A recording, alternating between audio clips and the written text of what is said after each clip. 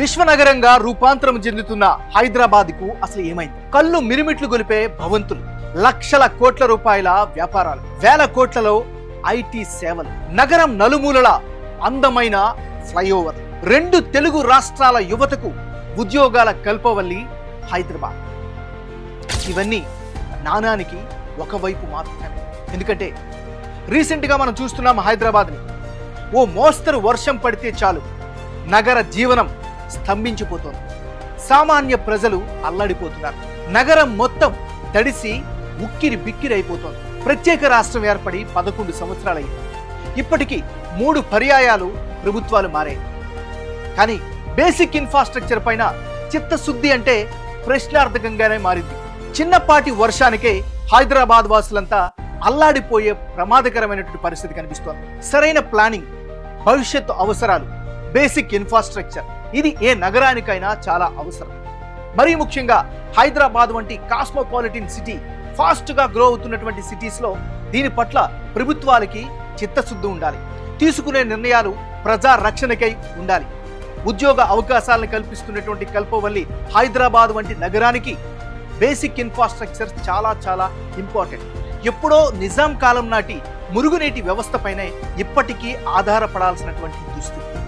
దాన్ని మార్చుకోవడం కోసం కసరత్తులు ప్రారంభించినా చేస్తున్నా అనుకున్న ఫలితాలను సాధించడం లేదు. సరే, పాత నగరం వరకు ఓకే, కానీ కొత్తగా ఏర్పడుతున్నటువంటి శివారు ప్రాంతాలు కూడా చిన్నపాటి వర్షానికే అతలాకుతలమైపోతున్నాయి. పూర్తిగా జల దిగ్బంధంలో చిక్కుకుంటున్నాయి. ప్రతి ప్రాంతం కూడా లేక్ వ్యూ ప్రాంతాలుగానే మారిపోతున్నాయి.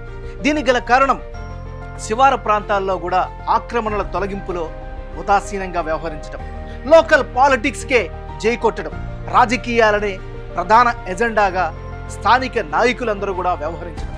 ఈ పరిస్థితుల్లో మార్పు రావాలి. శాశ్వతమైనటువంటి ప్రణాళికలు తీసుకోవాలి.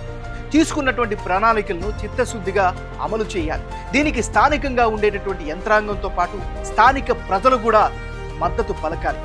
చిన్నపాటి వర్షానికే నగరంలో ఉన్న రోడ్లన్నీ కూడా పూర్తిగా నదుల్ని, చెరువుల్ని తలపిస్తున్నాయి. ఫ్లైఓవర్లలో సైతం నీళ్లతో మునిగిపోవడం ఇప్పుడు అత్యంత ఆశ్చర్యాన్ని కలిగిస్తోంది. ఇప్పుడే ఇలా ఉంటే రానున్న రోజుల్లో పరిస్థితి ఎంత ప్రమాదకరంగా ఉంటుందో అర్థం చేసుకోవచ్చు. హైదరాబాద్ గత 10 ఏళ్లుగా విస్తరిస్తూ వస్తోంది. ఇక్కడికి వచ్చి స్థిర నివాసాలు ఏర్పాటు చేసుకునే ప్రజల యొక్క సంఖ్య పెరుగుతూ వస్తోంది.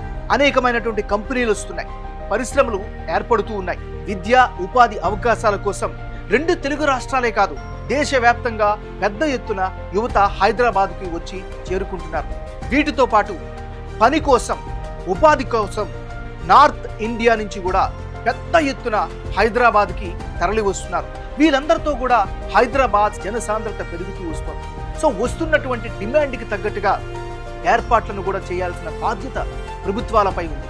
Stop politics, need solutions. Hyderabad బాగుంటే అందరం బాగుంటాం. Let's raise our voice for basic infrastructure in Hyderabad. ఈ అంశానికి సంబంధించి మీ అభిప్రాయాన్ని కామెంట్ సెక్షన్లో తెలియజేయండి. Please subscribe journalist MNR.